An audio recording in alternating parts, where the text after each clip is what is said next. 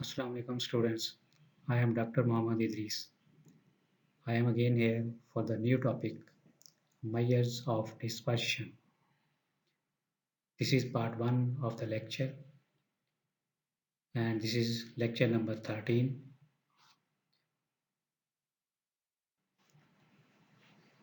In last lectures we discussed measures of central tendencies, or they are called averages. Measures of central tendencies are arithmetic mean, geometric mean, harmonic mean, mode mean, median, and two others uh, measures are mid-range and mid-quartile range. These all we have discussed in the previous lectures.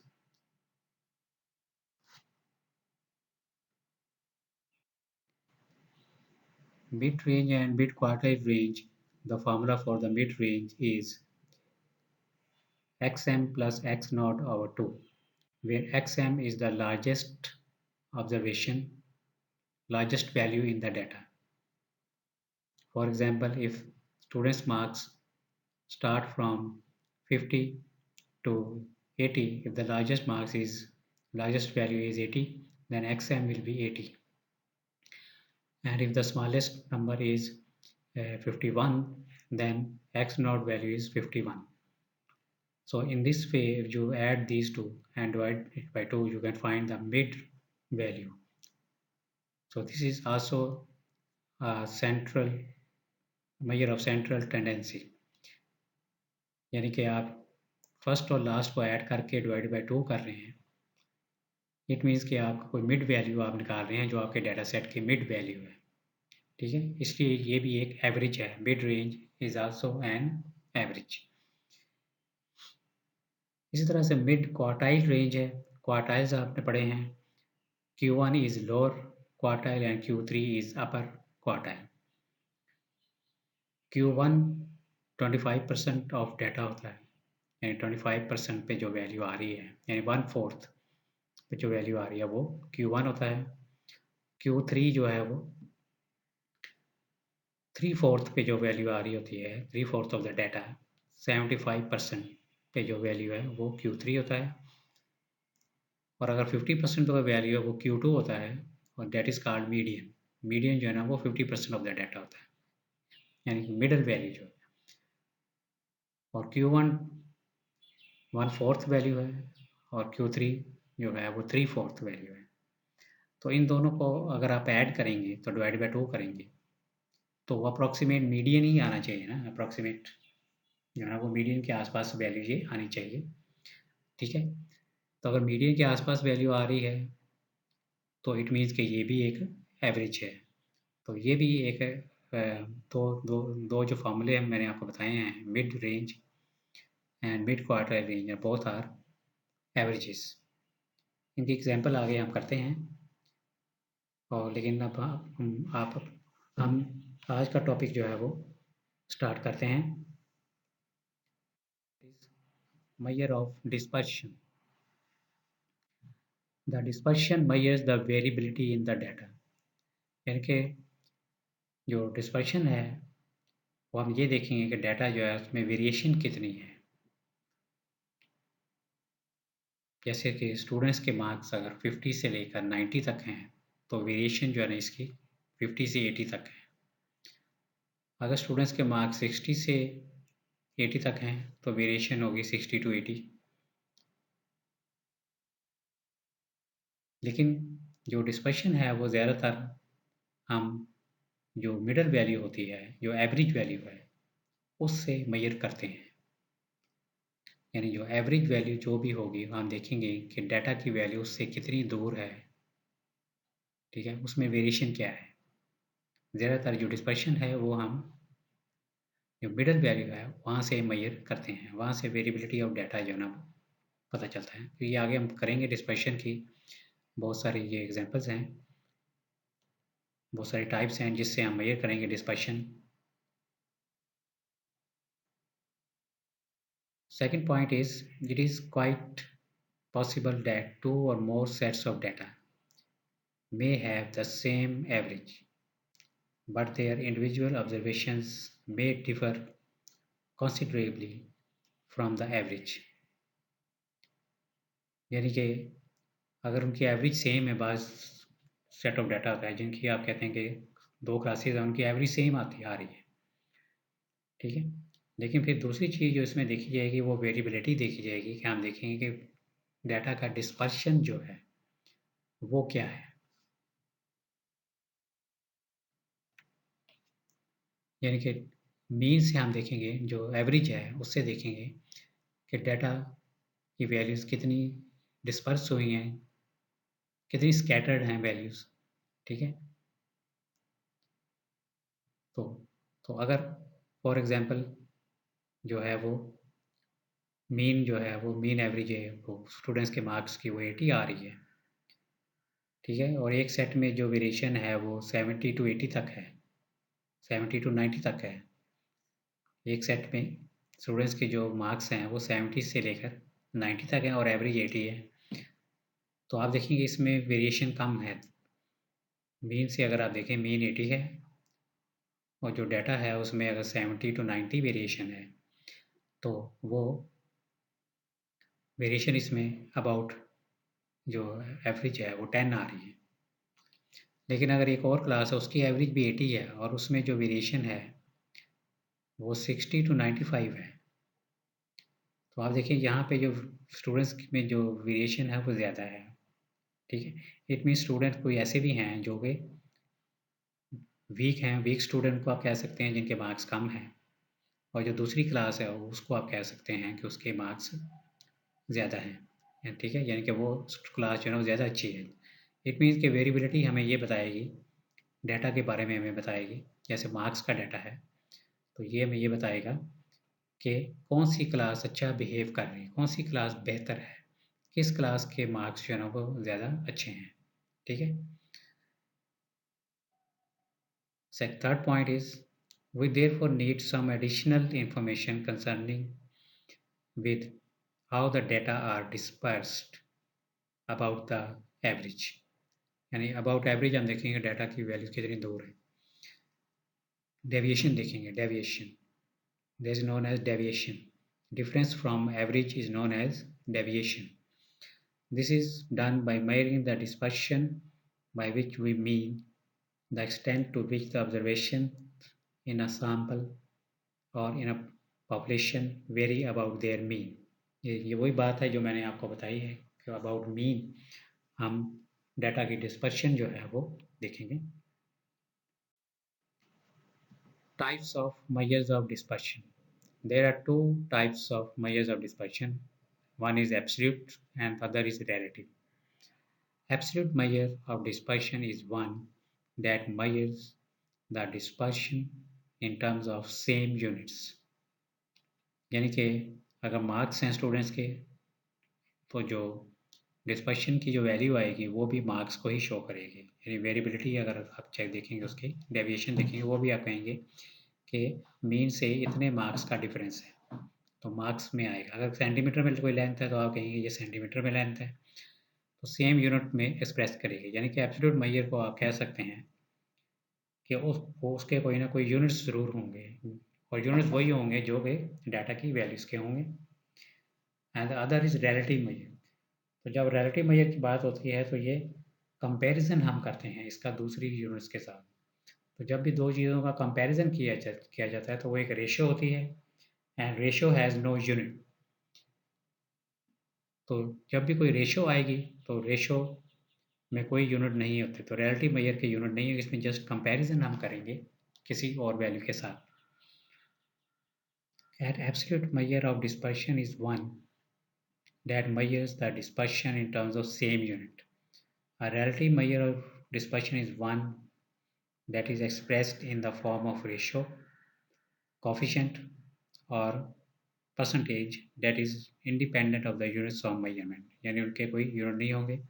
Relative major को हम ratio में करेंगे या उसको कहेंगे coefficient है, ठीक है। जैसे कि स्टैंडर्ड एविएशन है तो कोफिशिएंट ऑफ स्टैंडर्ड एविएशन कह देंगे उसको, या परसेंटेज में उसको हम लिखेंगे। A relative measure of dispersion is useful for comparison of data of different natures. यानी कि रिलेटिव मेजर में हम डाटा को कंपेयर करते हैं दूसरे के साथ। मेजर्स ऑफ डिस्पर्शन जो है ना वो ये हम 3-4 हैं जो हम करेंगे। The main measures of dispersion are the range, the semi interquartile range और quartile deviation, mean deviation or the average deviation, and the most important is the variance and the standard deviation। तो सबसे पहले हम range को discuss करते हैं। जो dispersion का सबसे पहला यूनिट है रेंज है,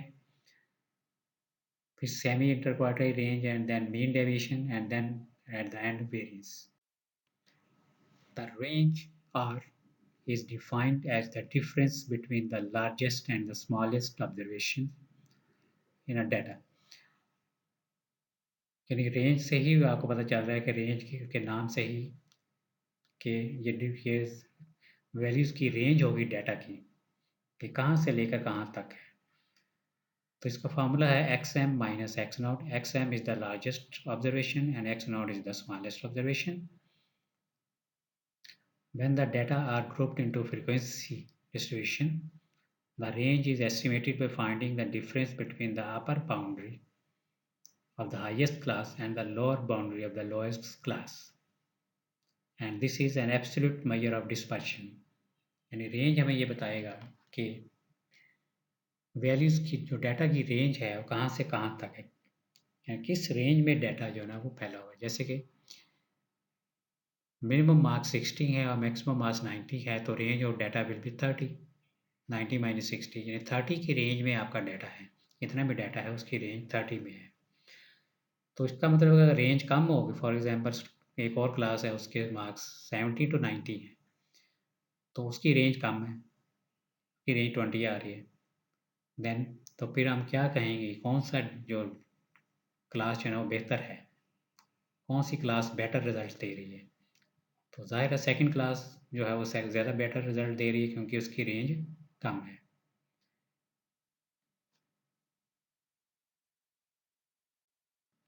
relative measure of the range, relative measure भी इसका देखते हैं। X m minus x naught over xm plus x naught is called the coefficient of dispersion। यानी difference divided by total values, उनको ऐड कर लिया, मिनिमम और लार्जेस्ट को ऐड कर लिया, तो हम जो रेंज है उसको हम कंपेयर कर रहे हैं टोटल सम ऑफ वैल्यूज से। एक्स एम यानी लार्जेस्ट वैल्यू और स्मॉलेस्ट वैल्यू को हमने ऐड कर लिया, तो ये टोटल सम ऑफ वैल्यूज़ आ गए और इसको हम डिफरेंस से कंपेयर कर रहे हैं कि कितना ये डिफरेंस है। तो इसकी वैल्यू भी अगर पॉइंट में कम आएगी तो हम कहेंगे कि ये डाटा जो है वो बेटर है, मार्क्स का डाटा अगर है, स्टूडेंट्स के मार्क्स हैं। So this is a pure number and is useful for and is used for the purposes of comparison. Example number 1 है, the marks obtained by 9 students are given below। These are marks। Find the mid range and the coefficient of dispersion if from the data the largest value is 48, xm is 48 and the smallest value is 32, so the mid range will be, mid range is an average, mid range will be 40। यानी कि अगर आप देखें कि जो students के marks हैं वो 40 के करीब करीब हैं ज़्यादा, तो एवरेज जो है ना वो 40 आ रही है इसकी।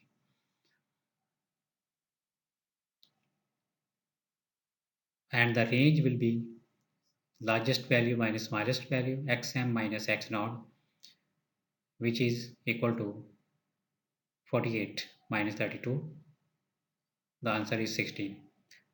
Now the coefficient of dispersion will be 48 minus 32 and 48 plus 32. So answer will be 16 over 80 and 0.2.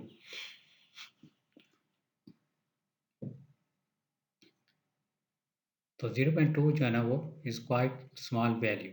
तो ये हमें बता रही है कि डाटा जो है वो उसमें जो वेरिएशन है वो ज़्यादा नहीं है, वेरिएशन कम है इसमें।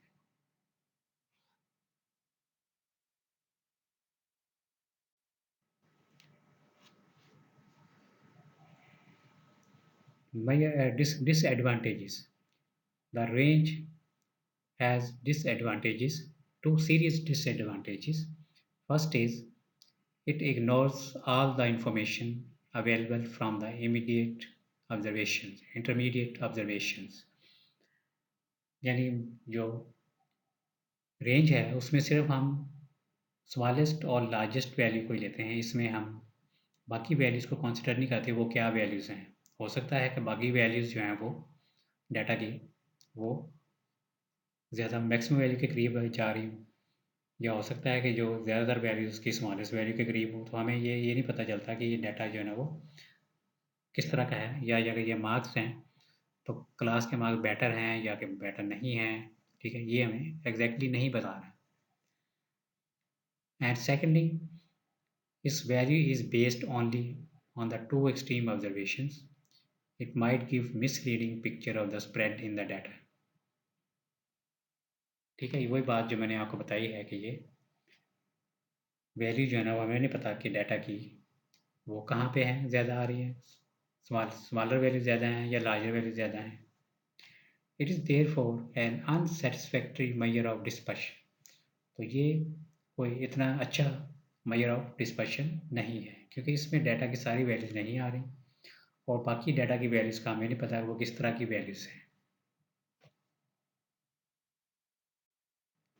Next is quartile deviation. The quartile deviation is defined as Q3 minus Q1 over 2, then 75% of the data minus 25% of data। तो आपके पास ये एक रेंज आ जाएगी एंड डिवाइडेड बाई 2। तो ये भी एक मेजर ऑफ डिस्पर्शन है। ठीक है, तो ज़्यादातर जो नॉर्मल डाटा होता है उसकी रेंज, उसकी जो वैल्यूज़ हैं वो Q3 और Q1 के बिटवीन ही होती हैं, ज़्यादा वैल्यू जो है ना। Q3 माइनस Q1 करते हैं तो वो डाटा डाटा की मोस्टली वैल्यूज़ को वो कवर कर लेता है। It measures the horizontal distance, यानी कि Q1 Q3 डाटा की वैल्यूज़ हैं और डाटा जो है वो एक्स एक्सिस पे हम रिप्रेजेंट करते हैं और फ्रीक्वेंसी जो है वो वाई एक्सिस पे होती है। ठीक है, इसलिए इसको हॉरिजॉन्टल डिस्टेंस भी हम कह सकते हैं। The quartile deviation has an attractive feature that the range median plus minus quartile deviation contains approximately 50% of the data। यानी क्वार्टाइल डेविएशन जो भी आती है उसमें अगर आप मीडियन को ऐड कर लें, मीडियन मिडिल टर्म होती है ना, तो डाटा की ये 50% वैल्यूज़ को कवर करेगी। यानी डाटा की 50% वैल्यूज़ जो है ना वो इस रेंज में आ रही होंगी। मीडियन में प्लस करें आप QD और मीडियन में माइनस करें आप QD को, तो जो आपके पास इंटरवल आएगा उस इंटरवल में डाटा की 50% वैल्यूज़ होंगी, डाटा की 50% वैल्यूज़ आएंगी। The quartile deviation is superior to range as it is not affected by extremely large or small observations। यानी ये रेंज से बेटर है, ये इसकी जो डिस्पर्शन है ये ज़्यादा बेहतर है।